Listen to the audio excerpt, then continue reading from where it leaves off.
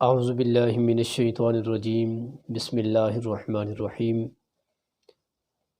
سامعین و ناظرین، السلام علیکم ورحمۃ اللہ وبرکاتہ۔ آج ہم درس فقہ کے ایک اور سبق کے ساتھ حاضر ہیں۔ کل ہم نے وضو کے فرائض اور ایک دو احادیث مبارکہ پڑھی تھی۔ آج ہم دو احادیث مبارکہ اور پڑھتے ہیں۔ ایک حدیث پاک ہے مسلم شریف کی۔ امام مسلم اپنی کتاب میں فرماتے ہیں، حضرت امیر المؤمنین فاروق اعظم عمر بن خطاب رضی اللہ تعالیٰ عنہ سے روایت ہے، نبی کریم علیہ السلام نے ارشاد فرمایا، تم میں سے جو بندہ کامل وضو کرے، کامل کا مطلب یہ ہے کہ اچھے طریقے کے ساتھ وضو کرے، مکمل وضو کرے، اور وضو کرنے کے بعد وہ کلمہ شہادت اشہد اللہ الہ الا اللہ وحدہ لا شریک لہ واشہد ان محمدًا عبدہ ورسولہ پڑھے، اللہ خالق کائنات اس بندے کے لیے جنت کے 8 دروازے کھول دیتا ہے، وہ 8 میں سے جس سے چاہے وہ داخل ہو سکتا ہے۔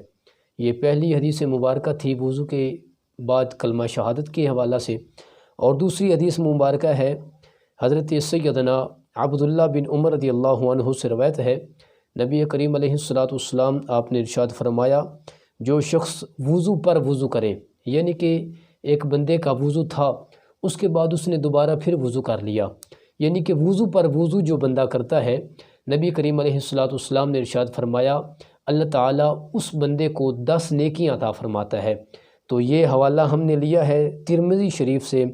تو یہ دو احادیث مبارکہ تھی جو ہم نے آپ سے شیئر کی ہیں، جو آپ کے سامنے پڑھی گئی ہیں۔ تو اب ہمیں وضو کی فضیلت کا پتہ چلا۔ آج ہم پڑھتے ہیں وضو کی سنتوں کے بارے میں۔ کل ہم نے فرائض کا ذکر کیا تھا، تو سنت کی جو تعریف ہے، وہ کام جو آقا علیہ السلام نے کیا ہو، اگر ہم بھی کریں تو وہ آقا علیہ السلام کی سنت کہلائے گی۔ تو اس کی فضیلت یہ ہے، نبی کریم علیہ السلام نے فرمایا، جو بندہ میری ایک سنت کو زندہ کرے گا یا زندہ رکھے گا، اللہ تعالیٰ اس کو 100 شہیدوں کے برابر جو ہے وہ ثواب عطا فرمائے گا۔ تو سامعین، وضو کی سنتوں میں سے ہم کچھ سنتیں جو ہے وہ آپ سے ذکر کرتے ہیں۔ تو پہلے ہے کہ آپ نے نیت کرنی ہے، کہ یعنی کہ آپ کس لیے وضو کر رہے ہیں۔ تو نیت کا ہونا یہ پہلی ہے۔ اس کے بعد آپ بسم اللہ پڑھ کر وضو شروع کریں۔ آقا علیہ السلام نے فرمایا کہ جو بندہ بغیر بسم اللہ پڑھے کہ وضو کرتا ہے، تو وضو کو تو اس کو ہو جاتا ہے، لیکن وہ جو ہے پورا ثواب سے وہ بندہ محروم رہ جاتا ہے۔ اس کے بعد آپ نے دونوں ہاتھوں کو جو ہے وہ یہاں تک گھٹنوں تک، یعنی کہ کلائیوں سمیت آپ نے دھونا، یہ بھی سنت مبارکہ ہے، اور 3 مرتبہ دھونا۔ پھر ہاتھوں کی انگلیوں کا خلال کرنا، اس طریقے سے ہاتھوں کی انگلیوں کو انگلیوں میں ڈال کر جو ہے وہ خلال کرنا، تاکہ کوئی جگہ بھی جو ہے وہ آپ کی خشک نہ رہے۔ اس کے بعد 3 مرتبہ کلی کرنا احسن طریقے کے ساتھ، یعنی کہ اگر روزہ نہ ہو تو غرغرہ کرنا، یہ بھی سنت مبارکہ ہے۔ اس کے بعد مسواک ہو تو مسواک کی بڑی فضیلت ہے، یہ ہمارا موضوع نہیں ہے، انشاءاللہ کبھی موقع آیا تو اس مسواک کی فضیلت پر بھی ہم انشاءاللہ چند باتیں آپ سے شیئر کریں گے۔ تو اس کے بعد آپ نے ناک میں 3 مرتبہ پانی ڈالنا ہے، تو وہ آپ دائیں ہاتھ سے ڈالیں، اور بائیں ہاتھ سے آپ نے اپنے ناک کو جو ہے وہ صاف کرنا ہے۔ اس کے بعد ہر دھونے والے اعضاء کو 3 مرتبہ دھوئیں۔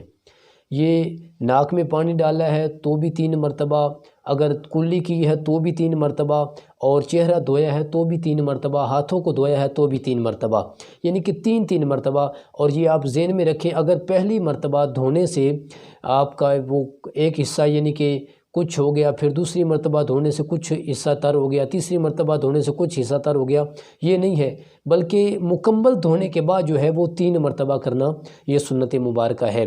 تو اس کے بعد مکمل سر کا جو مسح کرنا، یہ بہت جو ہے نا اہم مسئلہ ہے۔ مکمل سر کا مسح، کل ہم نے آپ کو بتایا تھا کہ 4 جو ہے وضو کے فرائض میں سے تیسرا فرض تھا، چوتھائی سر کے حصے کا مسح وہ ہے فرض۔ مکمل سر کا مسح کرنا یہ سنت مبارکہ ہے۔ تو آپ نے جہاں سے آپ کے بال شروع ہوتے ہیں، ان تینوں انگلیوں کو، یہ آپ کو ناظرین کو میری یہ 3 انگلیاں جو ہے وہ ملی ہوئی نظر آ رہی ہوگی، ان 3 انگلیوں کو ملائیں، اور اپنے جہاں سے آپ کے سر کے بال شروع ہوتے ہیں وہاں سے لے کر پیچھے تک، اور پھر آپ کی ہتھیلیاں جو ہے یہ ہتھیلیوں کو پھر آپ اس طریقے سے جو ہے وہ آگے کی طرف لے کے آئیں اپنی پیشانی کی طرف۔ پھر اس کے بعد آپ نے جو ہے یہ آپ کے مکمل سر کا مسح ہے۔ اس کے بعد کانوں کا جو ہے وہ مسح کرنا، کانوں میں اچھے طریقے کے ساتھ، آسن طریقے کے ساتھ جو ہے وہ آپ مسح کریں۔ تو اس کے بعد پھر آپ داڑھی شریف کا خلال کریں۔ داڑھی کا خلال کرنا یہ بھی سنت مبارکہ انشاءاللہ، جیسے ہمارا یہ موضوع چلتا رہے گا کبھی ہم داڑھی کی فضیلت کو بھی بیان کریں گے۔ داڑھی شریف کا خلال کرنا یہ بھی سنت مبارکہ ہے۔ اور اس کے بعد پھر ہے، یہ ہم مختصر آپ کو بتا رہے ہیں تاکہ ہر بندے کی سمجھ میں آ جائے۔ اس کے بعد ہے دونوں پاؤں کی انگلیوں کا خلال کرنا۔ یہ ذہن میں رکھیں، اگر کچھ ایسے ہوتے ہیں کہ جن کے پاؤں میں اچھے طریقے سے وہ انگلیوں میں پانی نہیں جاتا تو خلال جو ہے وہ ضروری ہے۔ اگرچہ ایک بال برابر بھی جگہ خشک رہی تو آپ کا وضو جو ہے وہ نہیں ہوگا۔ یہ تھی آج کی جو ہے وہ وضو کی سنتیں۔ انشاءاللہ ملتے ہیں کل کی نئی ویڈیو کے ساتھ، انشاءاللہ وہ ہمارا جو بھی موضوع ہوگا۔ تب تک کے لیے اجازت دیجیے۔ السلام علیکم ورحمۃ اللہ وبرکاتہ۔